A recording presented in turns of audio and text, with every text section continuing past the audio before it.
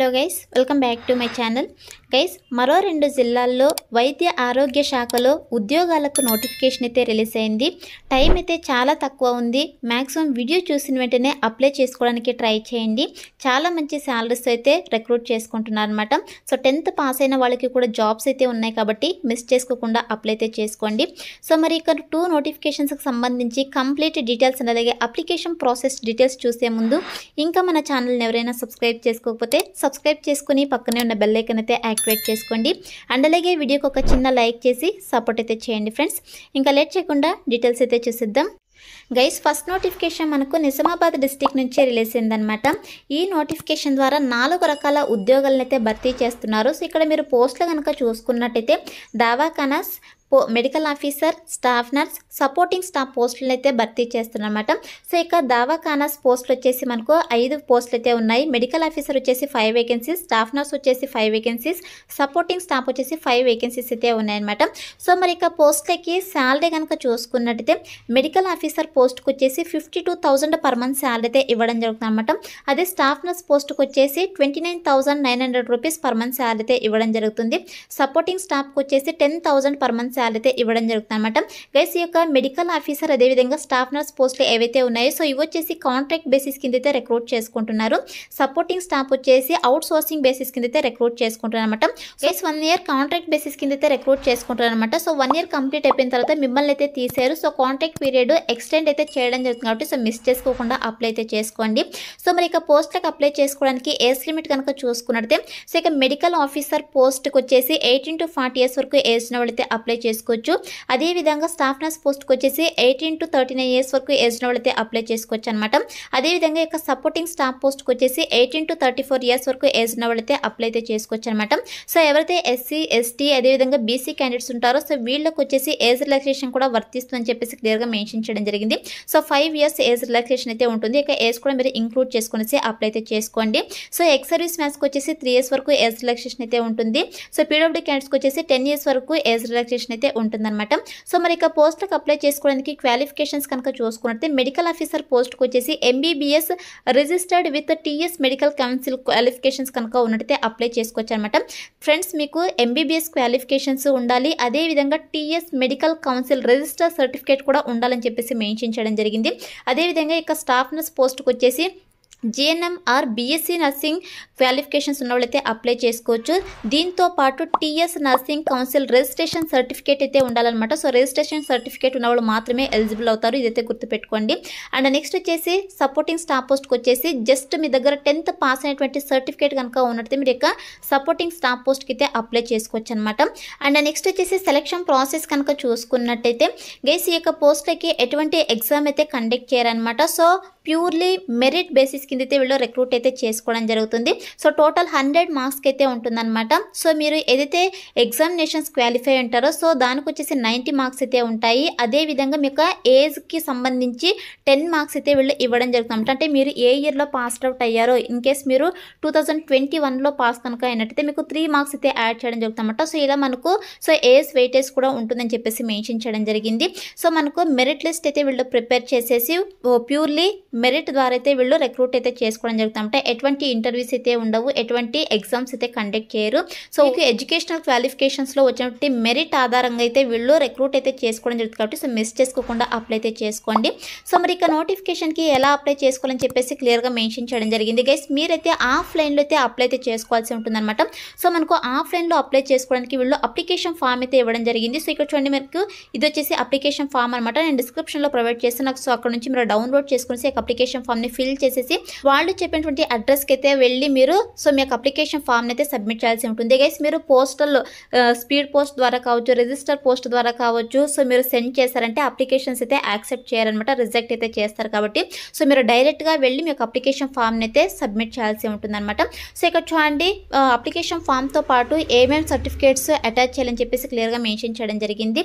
So మీ యొక్క SSC certificate అయితే అంటే మీ యొక్క 10th పాస్ అయిన సర్టిఫికేట్ అయితే అటాచ్ చేయాల్సి ఉంటుంది, ఇంటర్మీడియట్, అదేవిధంగా so qualifying examination pass certificate అయితే అంటే మీ యొక్క బీఎస్సీ నర్సింగ్ కావచ్చు, జిఎన్ఎం మీరు పాస్ అయి ఉంటారు కదా, సో ఆ సర్టిఫికేట్స్ అయితే మీరు అటాచ్ చేయాల్సి ఉంటుంది అనమాట. Marks memos of all the years అని చెప్పేసి మెన్షన్ చేయడం జరిగింది. సో మీ యొక్క మార్క్స్ మెమోస్ కూడా మీరైతే అటాచ్ చేయాల్సి ఉంటుంది. అదేవిధంగా registration certificate, latest caste certificate, అదేవిధంగా study certificates 1 to 7th class study certificates అయితే మీరు అటాచ్ చేయాల్సి ఉంటుంది అనమాట. గైస్ మీరు స్టడీ సర్టిఫికేట్స్ అటాచ్ చేయకపోతే మిమ్మల్ని నాన్ లోకల్ కింద అయితే కన్సిడర్ చేస్తారు కాబట్టి సో మ్యాక్సిమం మీరు యొక్క 1 to 7th class study certificates so attach చేయడానికి ట్రై చేయండి. అదేవిధంగా మీరు ఒకవేళ పీహెచ్ క్యాండిడేట్ కనుక అయినట్టయితే సో పీహెచ్ సర్టిఫికేట్ అయితే మీరు సో సబ్మిట్ చేయాల్సి ఉంటుందన్నమాట. అదేవిధంగా రిలవెంట్ సర్టిఫికేట్స్ ఇన్ కేస్ మీరు ఏమైనా ఎక్స్ సర్వీస్ మ్యాన్స్ కనుక అయినట్టయితే so ex service man's certificate అయితే మీరు అటాచ్ చేయాల్సి ఉంటుందన్నమాట. 1 ఫోటోగ్రాఫ్ డల్లీ పేస్ట్ అనేది అప్లికేషన్ ఫామ్. సో మీ యొక్క అప్లికేషన్ ఫామ్లో మీరు ఒక పాస్పోర్ట్ సైజ్ ఫోటో అయితే పేస్ట్ చేయాల్సి ఉంటుందన్నమాట. అదేవిధంగా అక్నాలెడ్జ్మెంట్ కార్డ్ కూడా మీరు అటాచ్ చేయాల్సి ఉంటుంది. సో మీకు అప్లికేషన్ ఫామ్తో పాటు యొక్క ఎడ్యుకేషనల్ సర్టిఫికేట్స్ అన్ని కూడా అటాచ్ చేయాల్సి ఉంటుందన్నమాట. సో ఇది వచ్చేసి application form. So application form అయితే చాలా సింపుల్గా ఉంటుంది. సో మీరు డీటెయిల్స్ అన్ని కూడా ఫిల్ చేసుకోవచ్చు. ఇక్కడ మీ యొక్క registration number, so registration number వచ్చేసి వీళ్ళు ఆఫీస్లోనే ఫిల్ చేసుకుంటారు. ఇదైతే మీరు సో ఇక్కడ ఖాళీ వదిలేసేయండి. తర్వాత మీ యొక్క సో పోస్ట్ నేమ్ అయితే ఇక్కడ మెన్షన్ చేసేసేయండి. దాంట్లో డీటెయిల్స్ అన్ని కూడా ఇక్కడ సో ఎంటర్ చేసేసేయండి. మీ యొక్క పాస్పోర్ట్ అయితే ఇక్కడ పాస్పోర్ట్ సైజ్ ఫోటో అయితే ఇక్కడ సో అటాచ్ చేసేసి క్రాస్గా మీరు సైన్ అయితే చేయాల్సి ఉంటుంది అనమాట. తర్వాత మీ యొక్క క్యాస్ట్ కావచ్చు, అదేవిధంగా మీరు ఫిజికల్లీ హ్యాండిక్యాప్డ్, సో ఇవన్నీ కూడా మీరు ఫిల్ చేసేసేయండి. సో ఫిల్ చేసిన తర్వాత మీ యొక్క స్కూల్ ఎడ్యుకేషన్కి సంబంధించి డీటెయిల్స్ అయితే మెన్షన్ చేయాల్సి ఉంటుంది. సో అదేవిధంగా educational qualifications, so qualification, year of passing, name of the college are university అయితే మీరు మెన్షన్ చేయాల్సి ఉంటుంది. అదేవిధంగా మీకు క్వాలిఫైయింగ్ ఎగ్జామినేషన్లో ఎన్ని మార్క్స్ వచ్చాయని చెప్పేసి మార్క్స్ ఎంటర్ చేసి పర్సెంటేజ్ కూడా ఎంటర్ చేయాల్సి ఉంటుంది అనమాట. తర్వాత వచ్చేసి మీ యొక్క అడ్రస్, పర్టికులర్ అడ్రస్ అయితే ఇక్కడ మెన్షన్ చేయాల్సి ఉంటుంది. ఇది వచ్చేసి అక్నాలెడ్జ్మెంట్ ఫామ్ అనమాట. ఇది కంపల్సరిగా మీరు సో అప్లికేషన్ ఫామ్తో పాటు అటాచ్ చేయాల్సి ఉంటుంది. ఇది అక్నాలెడ్జ్మెంట్ ఫామ్ని కూడా మీరు డౌన్లోడ్ చేసుకొని అప్లికేషన్ ఫామ్తో పాటు సెండ్ చేయాల్సి ఉంటుంది అనమాట. సో ఇవి కూడా మీరు ఫిల్ చేసేసి ఈ సర్టిఫికేట్స్ అన్ని కూడా అటాచ్ చేసేసి అప్లికేషన్ ఫామ్తో పాటు గైస్ మీరు మీ యొక్క అప్లికేషన్ ఫామ్ని సబ్మిట్ చేసినటువంటి అడ్రస్ కనుక చూసుకున్నట్లయితే సో ఇక్కడ చూడండి మనకు district medical and health officer Nizamabad అని చెప్పేసి సో మనకి ఇక్కడ క్లియర్ కట్ అడ్రస్ అయితే ఇవ్వడం జరిగింది. So number 201 of IDOC or DMHO నిజామాబాద్లో అయితే మీరు సో మీకు అప్లికేషన్ ఫామ్ని అయితే సబ్మిట్ చేయాల్సి ఉంటుంది అనమాట. అంటే డిఎంహెచ్ఓ ఆఫీస్కి అయితే వెళ్ళేసి నిజామాబాద్ డిస్టిక్లో డిఎంహెచ్ఓ ఆఫీస్కి అయితే వెళ్ళేసి మీకు అప్లికేషన్ ఫామ్ని అయితే సబ్మిట్ చేయాల్సి ఉంటుంది అనమాట. ఈ విధంగా మీరు ఆఫ్లైన్లో అప్లై అయితే చేసుకోవాల్సి ఉంటుంది. సో మరి ఇక నోటిఫికేషన్కి అప్లై చేసుకోవడానికి లాస్ట్ డేట్ కనుక చూసుకున్నట్లయితే 24th జనవరి 2025 లోపైతే మీరు ఆఫ్లైన్లో అప్లై అయితే చేసుకోవాల్సి ఉంటుంది. సో టైం అయితే చాలా తక్కువ ఉంది కాబట్టి సో మ్యాక్సిమం వీడియో చూసిన వెంటనే సో మీకు దగ్గరలో ఉండేటువంటి ఒకవేళ నిజామాబాద్ డిస్టిక్ వాళ్ళు కనుక అయినట్టయితే ఈ రోజే వెళ్ళేసి సో మీరు అప్లై అయితే చేసుకోండి గైస్. ఆఫ్లైన్లో అప్లై అయితే చేసుకోవాల్సి ఉంటుంది అనమాట. సో ఇది వచ్చేసి ఫస్ట్ నోటిఫికేషను. సో మనకు సెకండ్ నోటిఫికేషన్ వచ్చేసి రాజన్న సిరిసిల్ల డిస్టిక్ నుంచి రిలీజ్ అయిందనమాట. సో ఈ నోటిఫికేషన్ ద్వారా కూడా నేను ఏదైతే ఫస్ట్ నోటిఫికేషన్లో ఎక్స్ప్లెయిన్ చేశానో సో ఆ పోస్టులు అయితే రిక్రూట్ చేసుకుంటున్నారు. సో మిగతా పోస్టులు కూడా ఉన్నాయన్నమాట. సో ఇక్కడ చూడండి మనకు సివిల్ అసిస్టెంట్ సర్జన్ 3 పోస్టులు అయితే ఉన్నాయి. సో ఈ పోస్ట్కి వచ్చేసి ఎంబీబీఎస్ క్వాలిఫికేషన్స్ వాళ్ళైతే అప్లై చేసుకోవచ్చు. విత్ తెలంగాణ మెడికల్ కౌన్సిల్కి సంబంధించి రిజిస్ట్రేషన్ సర్టిఫికేట్ అయితే ఉండాలన్నమాట. అదేవిధంగా NHM physician or medical officer palliative care 1 vacancy అయితే ఉందన్నమాట. సో దీనికి వచ్చేసి MD general medicine with 3 years experience ఉన్న వాళ్ళైతే ఇక పోస్ట్కి అప్లై అయితే చేసుకోవచ్చు. లేదా ఎంబీబీఎస్ రిజిస్టర్డ్ సర్టిఫికేట్ కనుక ఉన్నట్టయితే మీరు ఇక పోస్ట్కి అప్లై అయితే చేసుకోవచ్చు. నెక్స్ట్ వచ్చేసి స్టాఫ్ నర్స్ మెయిల్ పోస్టులు అయితే రిక్రూట్ చేసుకుంటున్నారు. 1 వేకెన్సీ అయితే ఉంది. బీఎస్సీ నర్సింగ్ క్వాలిఫికేషన్ అయితే ఉండాలి. విత్ తెలంగాణకు సంబంధించి TS medical council registration certificate అయితే ఉండాలన్నమాట. అండ్ నెక్స్ట్ వచ్చేసి మిడ్ లెవెల్ హెల్త్ ప్రొవైడర్ ఎంఎల్హెచ్బి పోస్టులు అయితే 6 పోస్టులు అయితే రిక్రూట్ చేసుకుంటున్నారు. సో ఈ పోస్ట్కి వచ్చేసి MBBS, BAMS, BSc nursing, staff nurse GNM who having graduate from the academic year 2020 onwards అదేవిధంగా బీఎస్సీ నర్సింగ్ క్వాలిఫికేషన్స్ ఉన్న వాళ్ళు కూడా అప్లై చేసుకోవచ్చు అని చెప్పేసి క్లియర్గా మెన్షన్ చేయడం జరిగిందనమాట. అండ్ నెక్స్ట్ వచ్చేసి డిస్ట్రిక్ట్ క్వాలిటీ అష్యూరెన్స్ మేనేజర్ పోస్టులు అయితే రిక్రూట్ చేసుకుంటున్నారు. 1 వేకెన్సీ అయితే ఉందన్నమాట.